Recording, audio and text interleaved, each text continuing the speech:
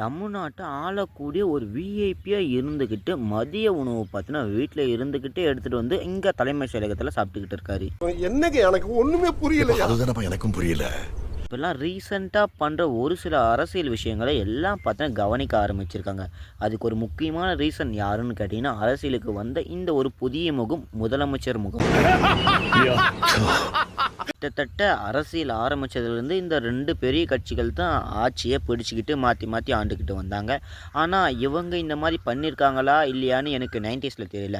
ஆனால் இந்த 20ஸ்ல பார்த்தீங்கன்னா இவங்க இந்த மாதிரி எந்த ஒரு பெரிய கட்சி தலைவராக இருந்தாலும் சரி, எந்த ஒரு பார்ட்டியாக இருந்தாலும் சரி வின் பண்ணாக்கா அவங்க பார்த்தீங்கன்னா ஒன்று விஐபி ஹோட்டலில் போய் சாப்பிடுவாங்க. அப்படி இல்லைன்னா பார்த்தீங்கன்னா வீட்டுக்கே போய் டேரெக்டாக சாப்பிடுவாங்க. ஆனால் காலையில் கிளம்பி பார்த்தீங்கன்னா ஒரு 9 மணிக்கெலாம் கிளம்பி பார்த்தீங்கன்னா காலை உணவை எடுத்துக்கிட்டு வந்து இந்த தலைமை செயலகத்தில் நின்று சாப்பிட்டது எனக்கு தெரிஞ்சது கிடையாது. உங்களுக்கு அப்படி தெரிஞ்சிருந்தால் மறக்காமல் கமெண்ட்னு சொல்லிட்டு இந்த வீடியோ பிடிச்சா லைக்கை கொடுத்துட்டு ஷேர் பண்ணிட்டு சப்ஸ்கிரைப் பண்ணிச்சுங்க.